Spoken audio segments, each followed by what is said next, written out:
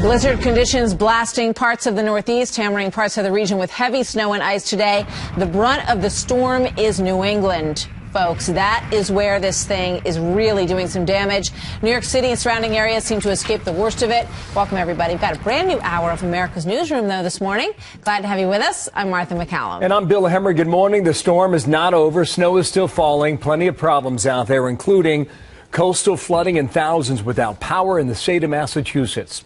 New York and New Jersey lifting their travel bans about 7 a.m. today, resuming mass transit on a limited schedule. The subway system in New York was shut down for the first time ever as a result of snow.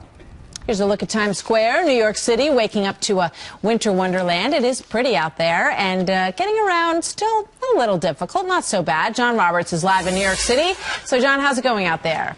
Hey, good morning to you, Martha. Yeah, pretty indeed, if you like winter storms. Traffic beginning to move now on 6th Avenue in downtown New York City as the city slowly comes back to life. Not so much because of the amount of snow that we got overnight, but the unprecedented closures associated with it. The vast New York area rail system came back online about 9 o'clock this morning. By noon today, they hope to have it back up to what they call Sunday service. That's about 60% service. May get it back up to full service in both New York and New Jersey by the end of the day today. We'll see how that goes. A lot of federal inspections have to happen before they can put the trains back on the line. Travel ban, as you mentioned, has been lifted, though, with a lot of businesses taking a snow day. It's not likely there's going to be a lot of traffic out in the roads. Much different situation east of here in eastern Long Island, where the snow continues. Blizzard conditions linger in some areas. A lot of snow out there, more than 1.5 feet in some areas. The governor is moving some snow plows from elsewhere in the state out there in Suffolk County and Long Island to help deal with the situation. And further up in the Northeast in Boston, Massachusetts, the snow continues there.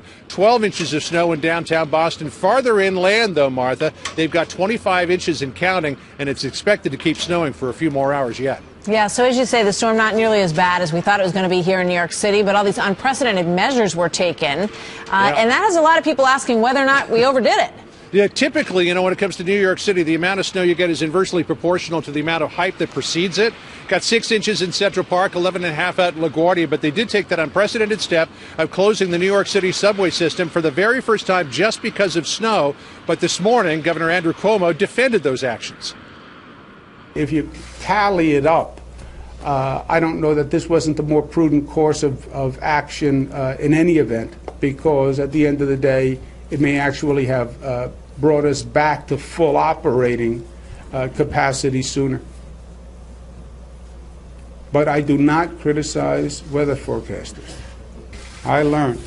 Yeah, that's a reference back to November of last year when they had all that snow in Buffalo and the governor criticized the National Weather Service. Turns out wrongly, because the service had accurately predicted the amount of snow that they would get there in Buffalo. But a snow day for a lot of people in New York, Martha, so curl up with a good book, a movie or whatever, and we'll see you all tomorrow on the streets. All right, John. Sounds great. Thank you.